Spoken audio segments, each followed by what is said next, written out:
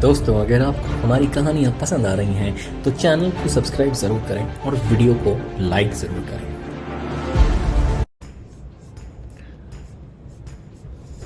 लाल हवेली का रहस्य।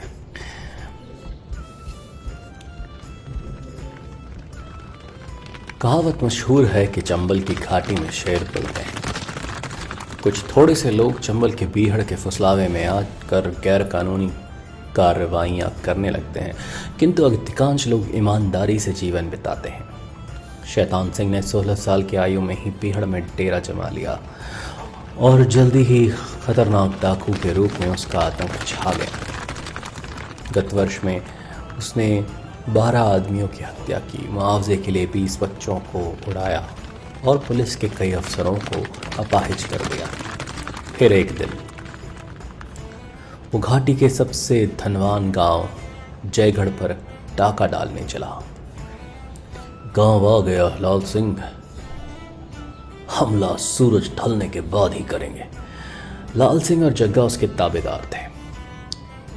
लाल सिंह, तुम गांव को दाईं ओर से घेरना, जग्गा बाईं तरफ से पहुंचेगा और मैं इस सामने से जाऊंगा। पर याद रहे, हम सारे घर लूटेंगे, एक को छोड़कर। कौन सा घर शैतान? बाजार में लाल ईंटों वाला। एक बात पूछूं, वो किसका घर है? बहादुर का। बहादुर? उस मौत के परकाले भैरव सिंह का बेटा जो पुलिस प्रमुख की गोली से मरा था? हाँ, अब आगे बढ़ो, सूरज डूब गया। तीनों ने घोड़े गांव की ओर सर पर दौड़ा दिए। बहादुर उस समय साइकिल के डंडे से बंदूक बना रहा था। मां, सुनो खुशी की बात। क्या? मेरी बंदूक 1-2 दिन में बन जाएगी। फिर? मैं बापू का बदला लूंगा, उस चूहे को भून के रख दूंगा। तू यही चाहती है ना मां? हाँ बहादुर, कई बरसों से मैं यही आस लगाए हूं। तू नहीं जानता आज कितनी खुश हूं मैं। ओह। अचानक किसी चरवाहे लड़के की पुकार गूंज उठी। भागो, जान बचाओ, दरवाजे बंद कर लो, शैतान आ रहा है। चिड़िया पंख फड़ा कर चींची करने लगी। लूट मार का बाजार गर्म हो गया। बस इतना ही, बंदूक की नाली इसके मुंह में डालकर उड़ा दो भेजा। नहीं नहीं शैतान, यही है मेरी पूंजी। जालिम, छोड़ दे मेरी बेटी को।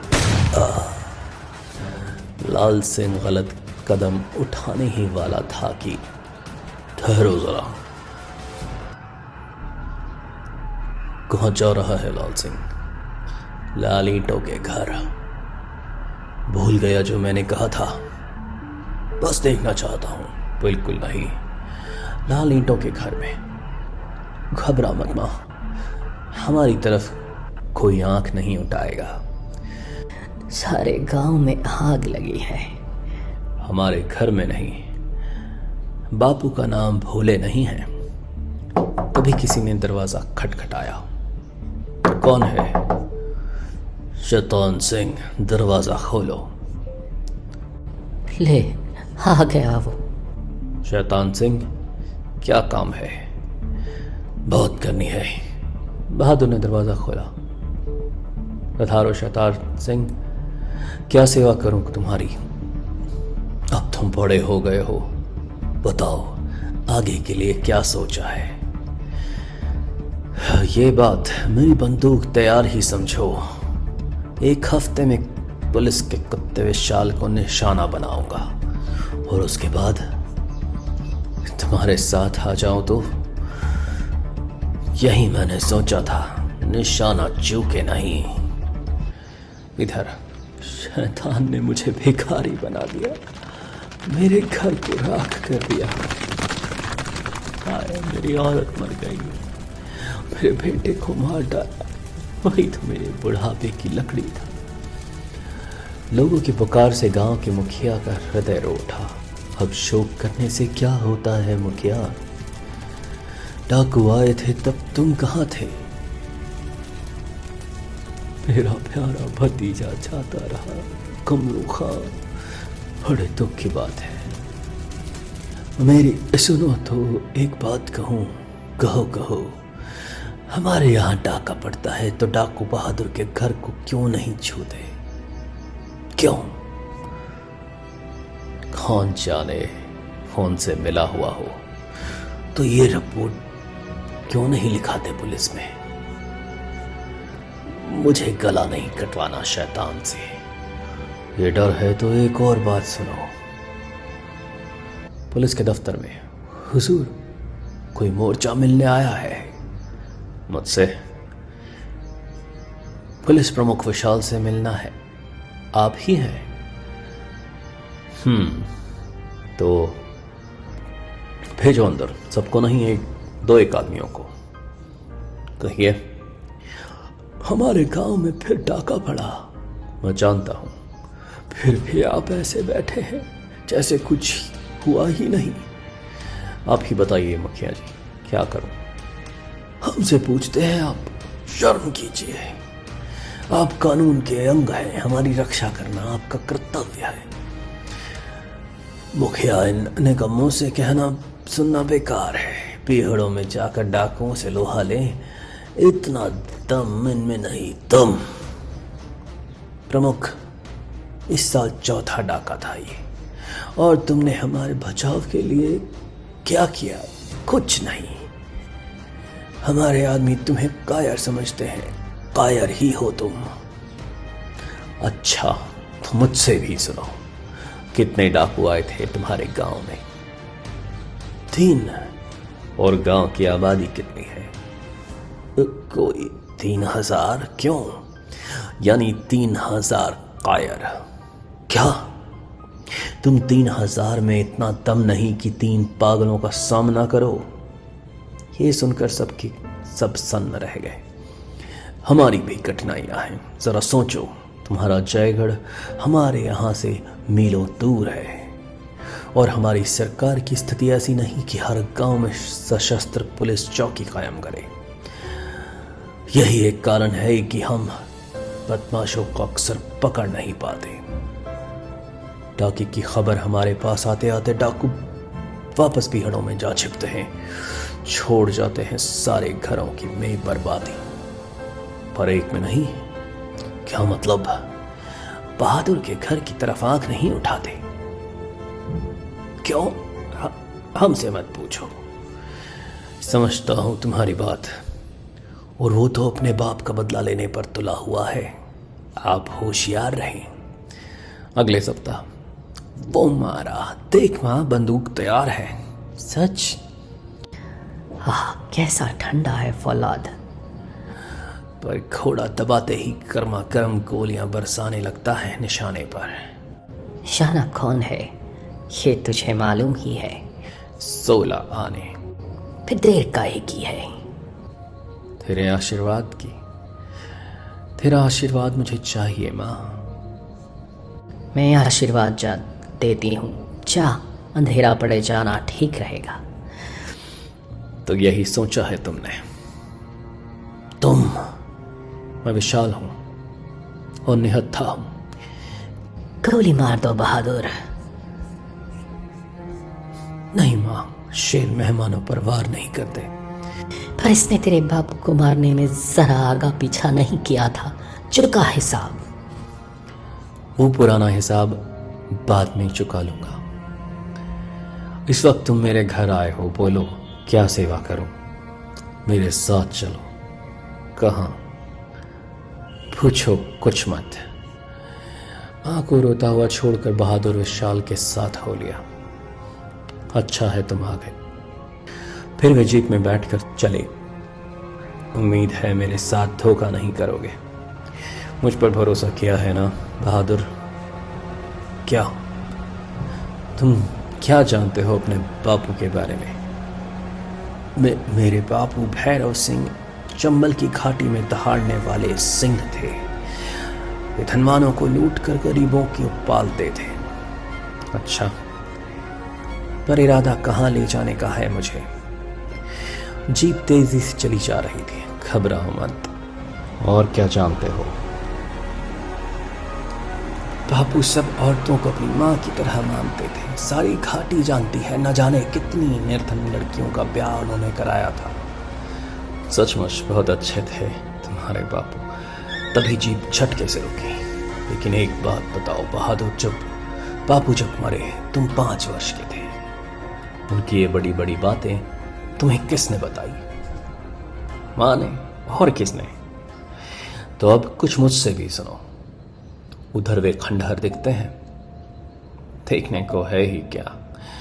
कभी वहां बंगला था जिसमें 4 प्राणियों का परिवार रहता था। हंसी करते हो, बंगला और परिवार भी कहीं गायब हो सकते हैं। तुम्हारे महान बापू ने आग लगाकर परिवार को जिंदा जला दिया। असंभव। वो पागल औरत है ना? कौन है? तुम्हारे बापू के जुल्म का शिकार। नहीं नहीं, और एक कब्रिस्तान देखो। तुम्हारा मतलब? बहादुर का मानो दम घुटने लगा। हाँ, मेरा मतलब है कि इस गांव की सारी आबादी को तुम्हारे बापू ने मिटा डाला। उन्हीं के कारणों से मुझे उन्हें खत्म करना पड़ा। ठीक ही किया आपने, सच। फिर भी तुम बदला लेना चाहते हो। मुझे क्षमा कर दो। मुझे पता नहीं था कि मेरे बापू के कर्म ऐसे थे। मैं क्षमा कर दूंगा, पर लोग नहीं करेंगे। वे फिर जीप में चल दिए। आप ठीक कहते हैं, अपने बापू के पाप मुझे धोने होंगे। ये बात हुई। एक बात कहूं मैं? जरूर, विशाल ने कहा। अपने गांव के बचाव के लिए दल बनाओ। लोगों को जरूरत है। कैसे बनाओ? अपनी उम्र के कुछ लड़के जमा करो, उन्हें तालीम मैं दिलवाऊंगा। अगले दिन जयगढ़ में। दोस्तों, अपने गांव के बचाव के लिए एक नागरिक सुरक्षा दल बनाऊंगा। कौन मेरा साथ देगा? पर कोई आगे नहीं आया। कम से कम 10 लड़के चाहिए, और विशाल साहब हमारे साथ हैं। किसी ने उसका भरोसा नहीं किया, सब चल दिए। अरे यार, इसमें भी कोई चाल है। खड़ी फेंकी है इसने।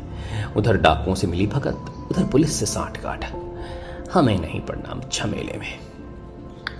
एक बार सुनो तो, सच कहता हूं। पर किसी ने नहीं सुनी।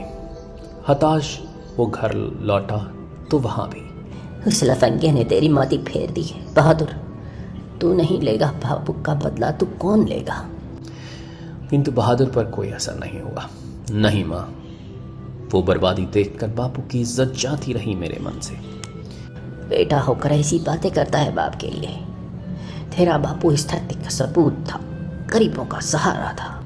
इस भुलावे में मत रह माँ। मैं जान गया हूं उसकी करतूतें। क्या कहा?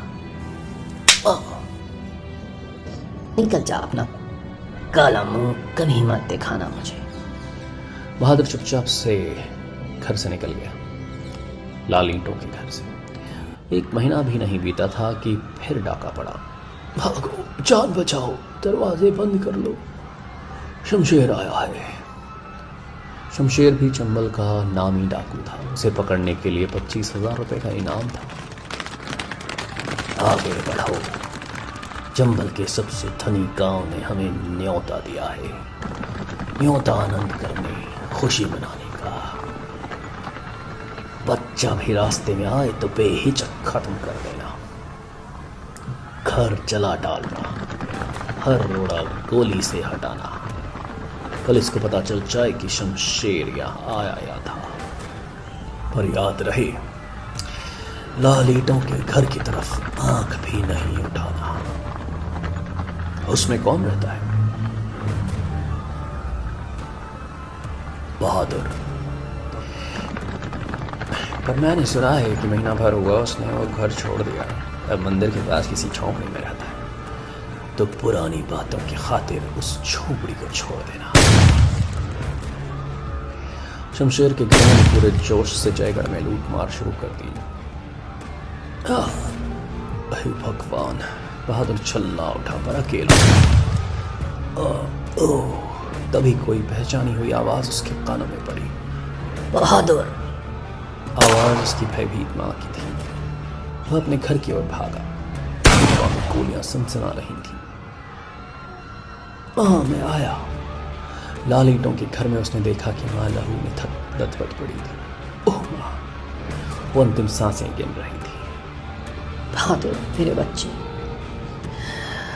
मौत की पीड़ा ने मुझे तोड़ दिया है। मैं क्या माँ? आज सच बोलूं, तेरा बाबू ऐसा ही पत्थर था जैसा शमशेर। तूने ठीक किया, विशाल ने ठीक किया। आज मैं ये जान गई, जा गांव वालों की मदद कर। हे राम। बहादुर का खून खौल उठा। माँ की लाश के सामने उसने प्रतिज्ञा की, मैं प्रतिज्ञा करता हूँ माँ कि जीवन भर दुष्टों से लड़ूंगा, निर्दोषों की रक्षा करूंगा। डाकू दोनों हाथों से लूट मार कर रहे थे। गला काट के फेंक दो कुएं में। नहीं नहीं, मेरे बेटे को माफ कर दो। ये तो तभी एक गोली सनसनाती हुई डाकू के सीने में घुस गई। बहादुर के हाथ की बनी बंदूक काम आई। चुन चुन कर निशाना लगा रहा था वो। उसकी देशी बंदूक की हर गोली से एक एक डाकू धूल चाटने लगता। क्षण भर को शमशेरा भौचक्का रह गया। आज पहली बार किसी ने उसका सामना किया था। देखो कौन है, जो भी हो उसकी धज्जियां उड़ा। बहादुर लाल ईंटों के घर में सुरक्षित था। बंदूक गोलियां उगल रही। सरदार, लाल ईंटों के घर से तभी एक गोली उसे उसके लगी और उसकी बात अधूरी रह गई।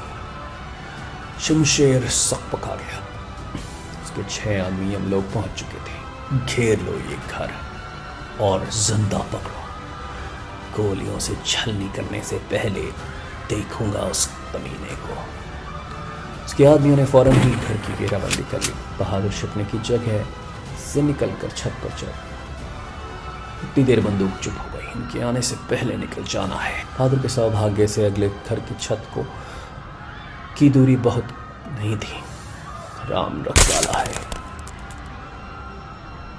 डाकू तब तक दरवाजा तोड़कर घर में घुस गए। होशियार रहना, बड़ा चालाक है ये सुअर।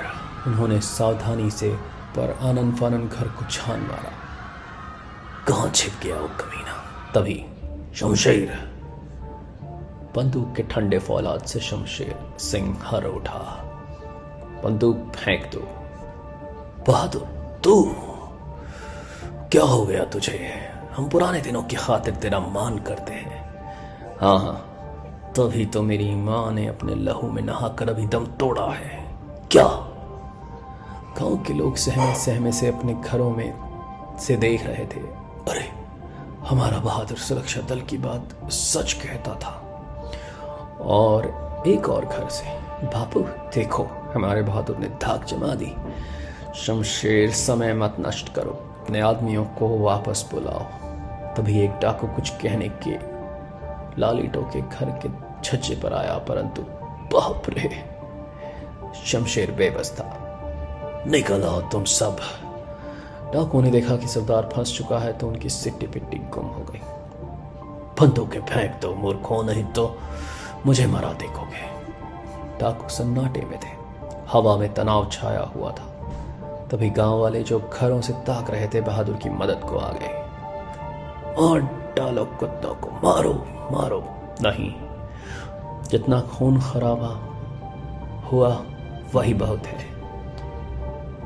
इन्हें बांधकर पुलिस के हवाले करेंगे। जैसा कहो बहादुर। पुलिस के दफ्तर में। शाबाश बेटे, किलो 25,000 का इनाम। कैसा इनाम? शमशेर को पकड़ने वाले का इनाम रखा था सरकार ने। तुम इसे पकड़ लाए, बधाई देता हूँ तुम्हें। बहुत धन्यवाद आपको। ये रकम मैं गांव के बचाव के लिए नागरिक सुरक्षा दल बनाने में लगाऊंगा।